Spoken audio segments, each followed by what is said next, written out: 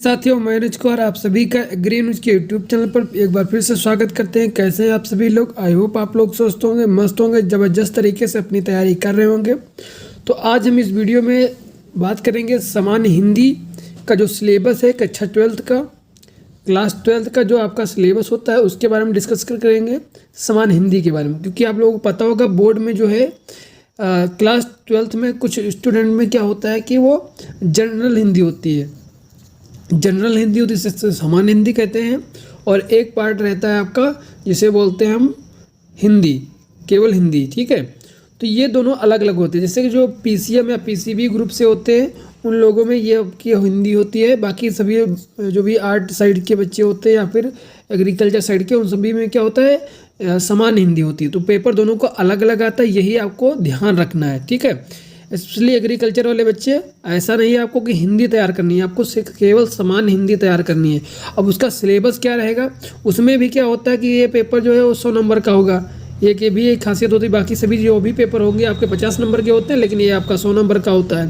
तो इसमें भी दो पार्ट होते हैं, एक खंड का होता है जिसमें 50 नंबर का आता है, एक दूसरा होता है जिसमें आपके 50 नंबर आते हैं। तो ये आपको जानना बेहद ही ज़रूरी है कि किस चैप्टर से कितने नंबर का पूछा जाएगा, ठीक है। ये लेटेस्ट जो है आपका जो है वो आपका सिलेबस है, ठीक है, इस बार का।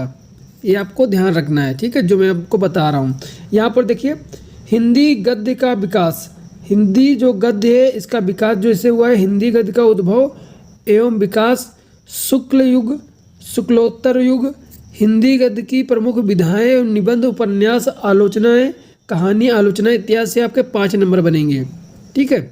और ये भी आपको पता है इसमें टोटल आपके जो है 20 MCQ मिलेंगे, ठीक है। 20 MCQ फॉर्म में क्वेश्चन मिलेंगे आपको, 10 इस पार्ट से मिलेंगे, 10 दूसरे पार्ट से मिलेंगे, ठीक है। ये भी आपको ध्यान रखना है। अगर आप लोग नहीं देखें, मैंने आपकी जो क्लास 12 की जो बोर्ड की रणनीति बताई है जिस वीडियो में, उसको आप देख लीजिएगा, आपके स्क्रीन के ऊपर आ गई होगी। इसे आपको देखना है, इसमें देख लोगे आपको पता चल जाएगा कितने पासिंग मार्क्स होते हैं, कितने नंबर किस सब्जेक्ट, कैसे कैसे आपका कैलकुलेट होता है, ठीक है। तो यहाँ पर देखिए, सेकंड है काव्य साहित्य का विकास। काव्य साहित्य का जो विकास है जिसमें आधुनिक काल है, भारतेंदु युग है, द्विवेदी युग है, छाया युग, ये सभी आपके पूछे जाएंगी। नई कविताएं जो भी ये भी पूछी जाएंगी, ठीक है। पाठ्यक्रम में निर्धारित व गद्यांशों पर आधारित 5 प्रश्न होंगे, यानी कि एक गद्यांश दिया होगा उससे 5 क्वेश्चन आपको निकालने होंगे। इसी प्रकार से एक पद्यांश होगा जिसमें भी आपको 5 क्वेश्चन निकालने होंगे इससे, ठीक है। नेक्स्ट है आपका पाठ्यक्रम में निर्धारित लेखकों का साहित्यिक परिचय एवं कृतियाँ, इसमें आपको 80 उसमें लिखना होगा, ठीक है।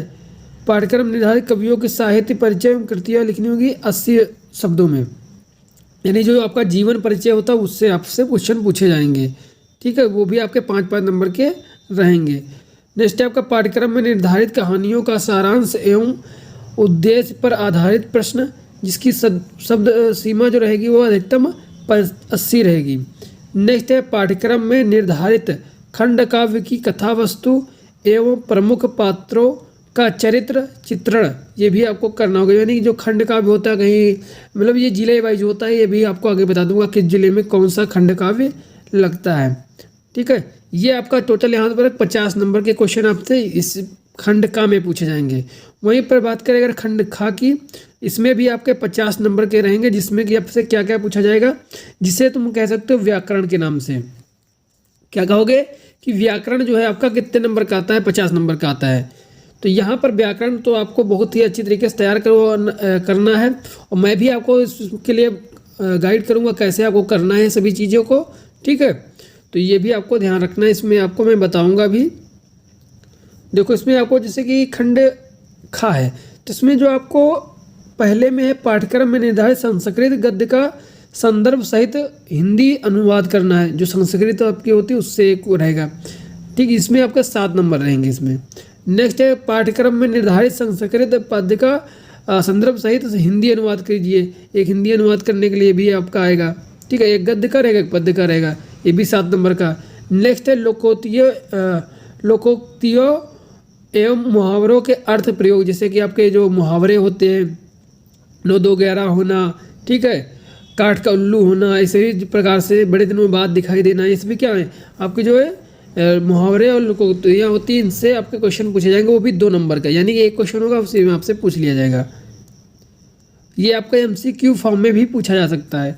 नेक्स्ट आपका अपठित गद्यांश पद्यांश होता है, इसके भी आपके होंगे कितने, 5 नंबर का होगा ये, ठीक है। इसके बाद शब्दों में सूक्ष्म अंतर, जैसे कि पट में क्या अंतर होता है, मतलब कि थोड़ा थोड़ा अंतर होता है इसमें, ऐसे प्रकार से पूछा गया, जैसे कि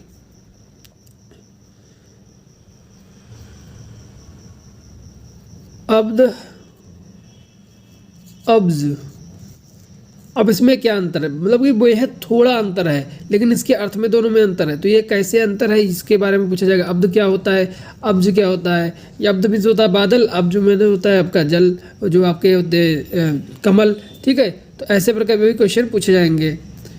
नेक्स्ट अनेकार्थी शब्द, अनेकार्थी शब्द का मतलब होता है जैसे कि पर्यायवाची टाइप का ही होता है, उसके अनेक अर्थ होते हैं, उसी प्रकार से आपको अनेकार्थी पूछा जाएगा।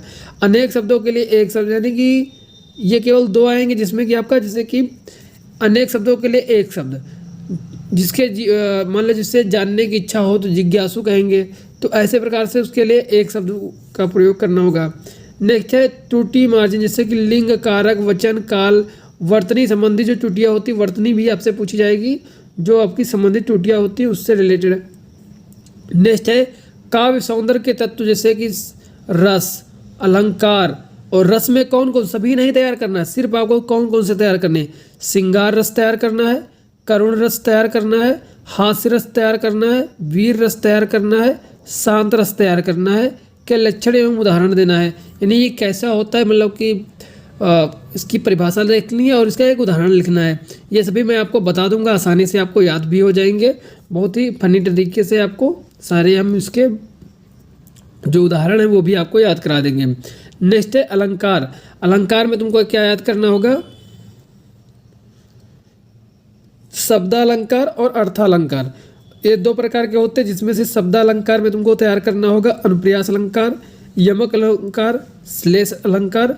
इनके भी आपको 3 जो है 3, ये भी आपको इसमें तैयार करना है शब्दालंकार में। अर्थालंकार में आपको उपेक्षा अलंकार, रूपक अलंकार, उत्प्रेक्षा अलंकार, भ्रांतिमान अलंकार और संदेह अलंकार के लक्षण और उदाहरण देने हैं, ठीक है, इसको तैयार करना पड़ेगा। नेक्स्ट है छंद, जिसमें मात्रिक छंद होते हैं, ठीक है, जिसमें चौपाई है, दोहा है, सोरठा है, कुंडलियाँ हैं, इनके लक्षण और इनके जो है आपको दिखना भी होगा, जैसे कि चरण क्रम बंदो हर्राई, ये सब चीज़ें मतलब कि इसमें आपको तैयार करना है। चौपाई में जो आपको तैयार करना होगा, चौपाई में ज्ञान गुण सागर, मतलब जो भी रामायण वाली जो चौपाई होती है उनको ही कोई ऐसी चौपाई याद कर लेना, ठीक है। रामायण तो सब लोग पढ़ते ही होंगे, तो उसमें आपको जो को भी चौपाई होगी कोई ना कोई, तो जैसे मंगल भवन, अमंगलहारी बहुत कॉमन है, ठीक है। इसे भी मतलब ये चौपाई है, इससे भी निकाल कर आराम से आप लिख देंगे, ठीक। उसमें आपको लिखना होगा गुरु है, लघु है, गुरु है, लघु है, मतलब कौन सी कितनी मात्राएँ किसमें किसमें कहाँ पर होती हैं, ये सभी मैं आपको बताऊँगा, ठीक है। ये सब मतलब मैं आपको ओवरव्यू दे रहा हूँ, कैसे कैसे इसमें क्वेश्चन पूछे जा सकते हैं, क्या क्या करना होगा, ठीक है, क्वेश्चन के साथ साथ। नेक्स्ट है आपका पत्र लेखन, पत्र लेखन। चैनल को सब्सक्राइब करो पहले, हाँ जल्दी करो, मुझे पता है कि आप लोग नहीं करते, वीडियो देखते हो लेकिन सब्सक्राइब नहीं करते। ये लाल कलर का बटन है, इसे दबाओ, जल्दी दबाओ, जल्दी दबाओ, फिर मैं शुरू करूँ, दबा दो जल्दी, दबा दिया, घंटी में दबा देना, ठीक है। जिसमें नियुक्ति पत्र आवेदन क्या है, मान लो कहीं नियुक्ति हो, उसके लिए आवेदन कर रहे हो तो उसके लिए पत्र कैसे लिखा जाता है। बैंक से किसी व्यवसायिक के लिए ऋण, बैंक से तुम्हें लोन लेना है तो कैसे पत्र लिखोगे, किसको पत्र लिखोगे, इसमें ध्यान यही रखना होगा। मान लो से तुम छुट्टी लेते हो तो छुट्टी लेने के लिए किसके लिए लिखते हो, स्कूल में प्रिंसिपल के लिए, यानी प्रिंसिपल जो स्कूल के हेड होते हैं। उसी प्रकार से बैंक के जो हेड होते हैं उसको पत्र लिखोगे, उसको संबोधित करके, ठीक है। तो उसमें क्या बैंक अध्यक्ष होता है, बैंक मैनेजर कह सकते हो, ठीक है, तो उसके लिखोगे। इसी प्रकार से अपने नगर या गाँव की सफाई है संबंधित अधिकारी को प्रार्थना पत्र लिखना, इसलिए भी आपको लिखना होगा। ये सभी प्रकार से किसी एक पर जो है आपको पूछा जा सकता है। 6 नंबर का है। नेक्स्ट है आपका निबंध, निबंध में आपसे वाणिज्य, शिक्षा, कृषि, सामाजिक, राजनीतिक चेतना, इस जनसंख्या, जिसमें सबसे इम्पोर्टेंट जनसंख्या, ठीक है, स्वस्थ, पर्यावरण, ये भी इम्पोर्टेंट, ये दोनों तो बहुत ही इम्पोर्टेंट, एक जनसंख्या वाला और एक आपका पर्यावरण, ये दोनों आपको तैयार ही करना है हर हाल में, मैं बताऊँ या ना बताऊँ तब भी आपको ये दोनों तैयार कर लेना है, ठीक है। तो ये टोटल जो है आपको इसमें इतना इतना करके आपके इतने क्वेश्चन पूछे जाएंगे और ये आपका टोटल हो जाएगा। अब यहाँ पर देखो जो इम्पोर्टेंट जो आपके लोगों में लेखक हैं वो कौन कौन से हैं जिन्हें तुमको याद करना है, बाकी सबको याद नहीं करना है, ठीक है। जो इम्पोर्टेंट वही आपको याद करना है। अब गद्य में किसे याद करना है आपको, देखो यहाँ पर गद्य भी है तो इसमें 6 लेखक हैं, 6 में से आपको तैयार करना है, जिसमें से आपको सबसे इम्पोर्टेंट आपके डॉक्टर हजारी प्रसाद पड़ जाते हैं इसमें, ठीक है। और इसमें आप हरिशंकर परसाई को याद कर सकते हैं। इनकी जो ये पाठ का नाम भी दिया गया है वो भी आपको थोड़ा ध्यान रखना है क्योंकि उसी से आपको लिखना होगा, ठीक है। इनकी कृति जब पूछी जाएगी तो उसको भी लिख देना है उसी में, यानी रचना जो है वो भी उसकी लिख देना है, ठीक है। इस प्रकार से आपको इसमें तैयार करना। वासुदेव शरण अग्रवाल ये कम से कम 3 इसमें तैयार कर लेना है, ठीक है। नेक्स्ट है काव्य है निर्धारित पठ्य वस्तु जो आपकी है काव्य के लिए। काव्य में कौन कौन है, जैसे 7 लेखक हैं, जिसमें से सबसे इम्पोर्टेंट तो आपके महादेवी वर्मा ही हैं, ठीक है। जयशंकर प्रसाद भी हैं, इसमें काफ़ी आपको इम्पोर्टेंट मिलेंगे। और इसमें अगर याद करना तो अयोध्या सिंह उपाध्याय को करोगे, मैथिली शरण गुप्त भी हैं इम्पोर्टेंट, ठीक है। अब इतने कर लोगे कोई ना कोई तो फंसी जाएगा, ठीक है। 2-3 करोगे कि 3 छांटना होता है, ठीक है। तो उसमें से एक को करना होता है तो आसानी से आप छांट पाओगे, ठीक है। ये सभी आपके जो चैप्टर हैं वो आपके हो गए। नेक्स्ट है ये देखो कथा साहित्य निर्धारित, जो आपकी कथा साहित्य लिखना जिससे कि एकांकी वगैरह जो नहीं होता है उसमें आपके जैसे पंचलाइट, ये लाठी बहादुर, ये सभी चीज़ों को आपको कथा साहित्य का जो है ये भी आपको तैयार करना होगा। इसमें ये चैप्टर है इसमें, ठीक है। थोड़ा इसके बारे में ही पढ़ लेना, लेकिन ये आपको जीवन परिचय इनका नहीं पूछा जाएगा। ये जो है आपके इसके जीवन परिचय नहीं पूछे जाते। नेक्स्ट है आपका खंड काव्य।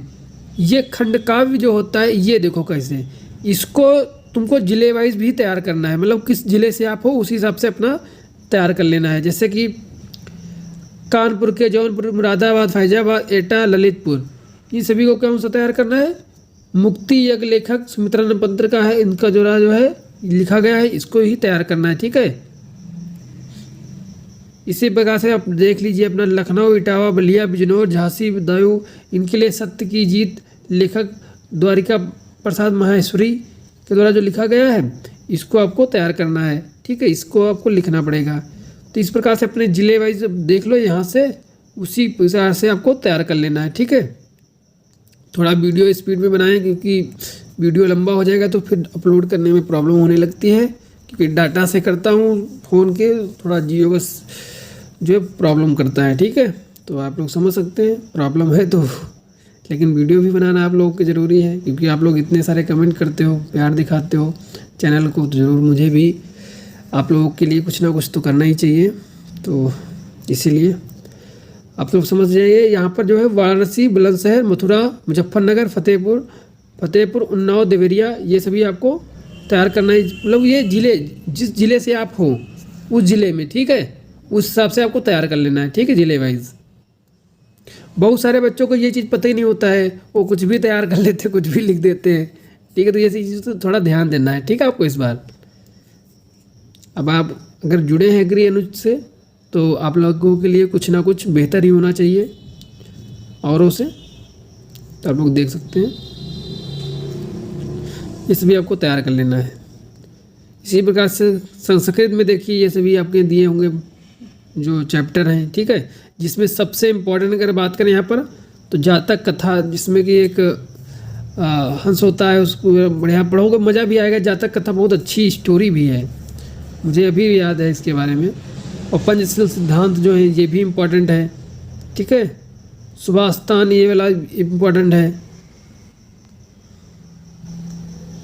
सुभाषित जो है आपका ये भी इम्पोर्टेंट है, ठीक है। ये सभी आपको तैयार कर लेना है, ठीक है। जातक कथा तो थोड़ा ध्यान से पढ़िएगा, पंचशील सिद्धांत भी पढ़ लीजिएगा अच्छे से, ये सभी थोड़ा तैयार कर लीजिएगा, संस्कृत का भी। तो आई होप आपको वीडियो पसंद आएगा। मिलते हैं नेक्स्ट में, तब तक के लिए जय हिंद, जय भारत, जय माँ सरस्वती, ठीक है। बाकी आप लोग चैनल से अगर जुड़े हैं तो कुछ कमेंट करिएगा जैसा आपको वीडियो लगा हो, ठीक है। अगर आपके लिए फ़ायदेमंद हुआ हो तो प्लीज़ कमेंट करिएगा, थोड़ा मुझे भी मोटिवेशन मिलेगा आप लोगों के लिए, और भी काम करने के लिए ऊर्जा मिलती है, और कुछ नहीं मिलता है। आप लोगों के जब कमेंट आते हैं ठीक है, तो आप लोग कमेंट जरूर करिएगा। बाकी भी सब्जेक्ट का जो है वो तैयार कर दूंगा, वीडियो जल्दी बनाऊंगा। ठीक है, जैसे मुझे समय मिल जाता है आप लोगों के लिए मैं करता रहूँगा तो कुछ ना कुछ। ठीक है।